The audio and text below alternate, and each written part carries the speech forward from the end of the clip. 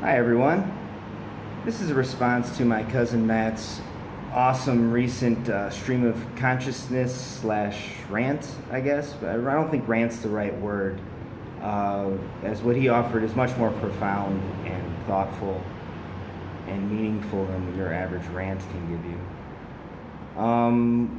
And thank you, Matt, for that. Like, you've inspired me to record my first video, which isn't easy for me, for sure.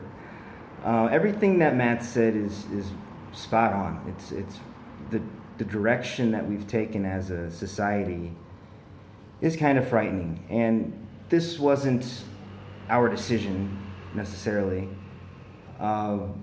Governments, as Matt said, governments realized a long time ago that they don't need to use the force of violence or the threat of violence to get us to comply and to do what they want to do.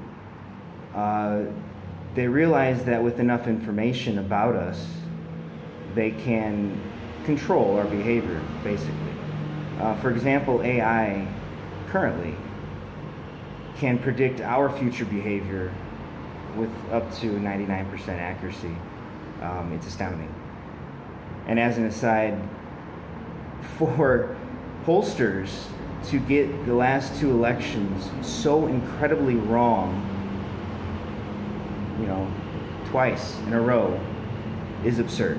With the amount of information and data they have about us and the tools at their disposal, for the pollsters to be so wrong these last couple election cycles is ridiculous. Why are apps free?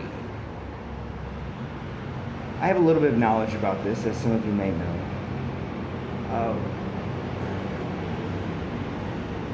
Why apps cost an insane amount of money to produce and to market, especially successful ones. We're talking millions of dollars for a high quality app that's going to be used, that people are going to want to use. Why are they free? What other product in the world do they give you for free? Sure, they make some money off advertisements and some, small purchases you can make through the apps, through most of the apps. But the reason why these apps are free is because they are data collection tools.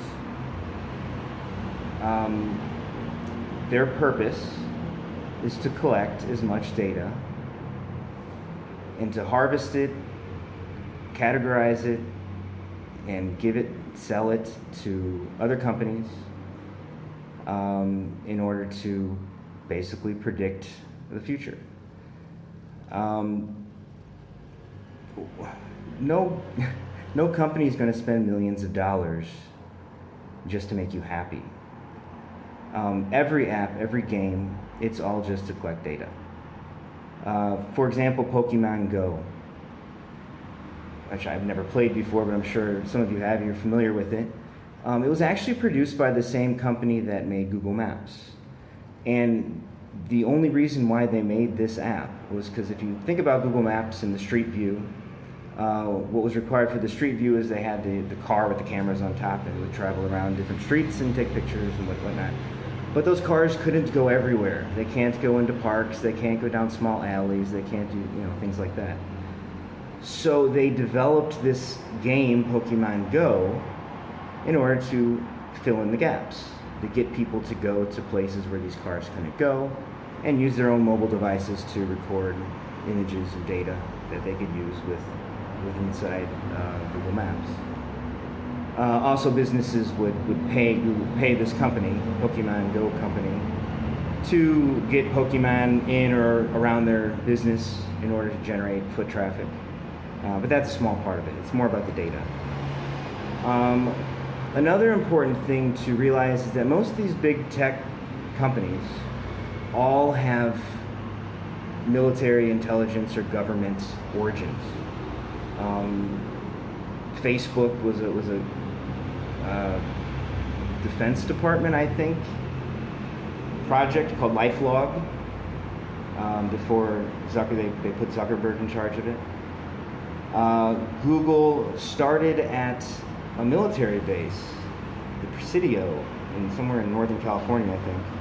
If you guys remember, in the 80s, there was the start of the satanic panic, so-called.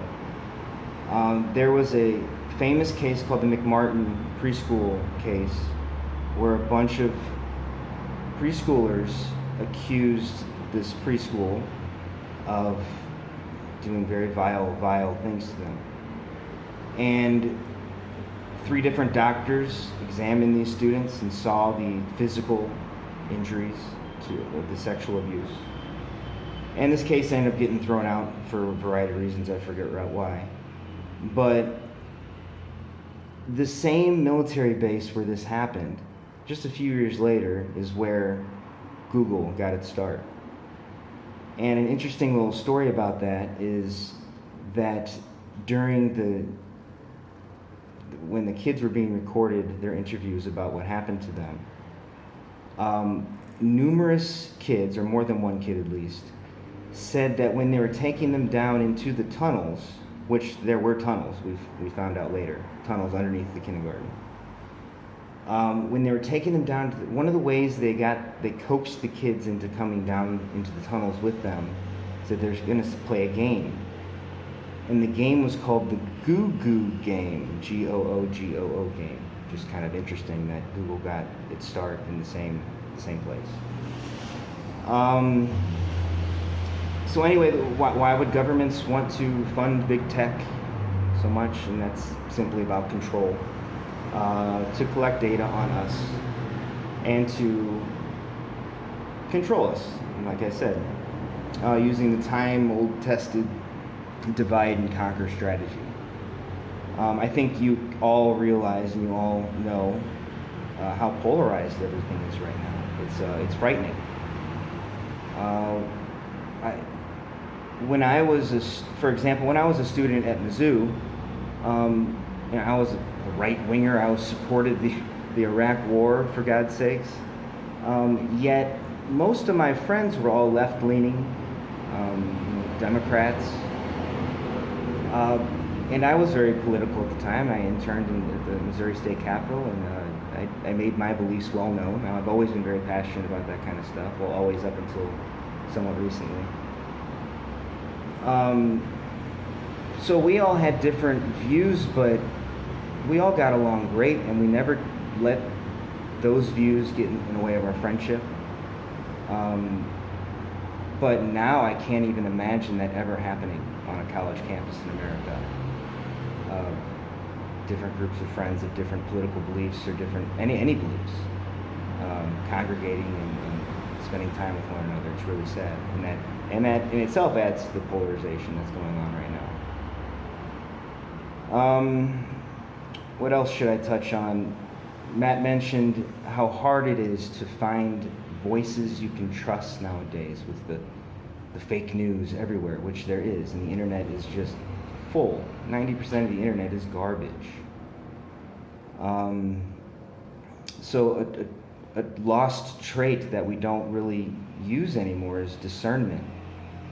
And it really is tough to discern which voices you can trust and which ones you can't. Adding to this confusion is the fact that 5, or depending on how you look at it, 5 or 6 mega corporations control more than 90% of everything we see, read, hear, and digest. And so you don't know, so everything comes from these corporate filters. So it's really hard to know who to trust, because I certainly don't trust them.